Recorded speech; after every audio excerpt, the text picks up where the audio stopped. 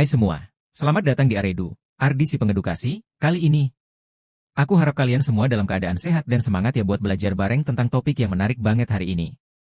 Kita bakal ngomongin soal potensi geografis Indonesia.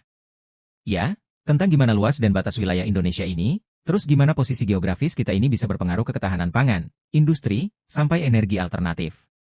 Kedengerannya berat? Tenang, kita bahas santai aja ya. Oke, jadi mari mulai dari dasar banget ya. Seberapa luas sih Indonesia ini? Indonesia tuh negara kepulauan terbesar di dunia, luasnya mencapai sekitar 1,9 juta km persegi daratan, dan kalau dihitung sama lautnya bisa lebih dari 5 juta km persegi. Kebayang nggak? Indonesia itu besar banget dan punya ribuan pulau dari Sabang sampai Merauke. Nah, soal batas-batasnya nih.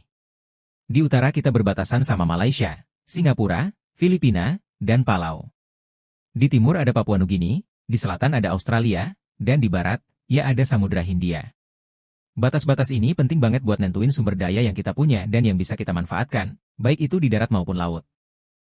Terus, apa hubungannya sama ketahanan pangan? Nah, karena Indonesia itu punya lahan yang luas dan iklim yang mendukung, kita bisa banget nih untuk menanam berbagai macam tanaman pangan. Dari padi, jagung, singkong, sampai sayur dan buah-buahan. Di beberapa daerah, kayak di Jawa atau Sumatera, memang ada banyak lahan subur yang bagus buat pertanian. Tapi sayangnya, meskipun kita punya potensi besar, ketahanan pangan kita masih jadi tantangan. Masih ada isu kayak produktivitas yang gak merata, dan kadang ada masalah iklim atau cuaca yang bikin hasil panen kurang maksimal. Jadi, kalau kita mau ketahanan pangan nasional yang lebih kuat, perlu ada strategi untuk memaksimalkan kondisi geografis kita.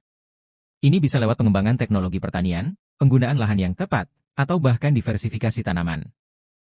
Sekarang, kita lanjut ke penyediaan bahan untuk industri. Nah, ini juga nggak lepas dari potensi geografis Indonesia yang kaya akan sumber daya alam. Indonesia punya tambang-tambang besar kayak nikel, tembaga, batu bara, sampai emas. Di sini, letak geografis kita yang strategis bikin sumber daya alam kita gampang diakses. Dengan sumber daya alam yang melimpah ini, seharusnya industri di Indonesia bisa berkembang pesat. Misalnya, sektor nikel yang sekarang mulai banyak dimanfaatkan untuk bahan baku baterai, terutama untuk kendaraan listrik. Tapi, lagi-lagi, kita juga perlu perhatian dalam pengelolaan sumber daya ini, supaya nggak habis dan tetap berkelanjutan untuk generasi selanjutnya. Terakhir, yang nggak kalah penting adalah energi alternatif. Kita tahu, sumber energi fosil kayak minyak bumi makin lama makin terbatas.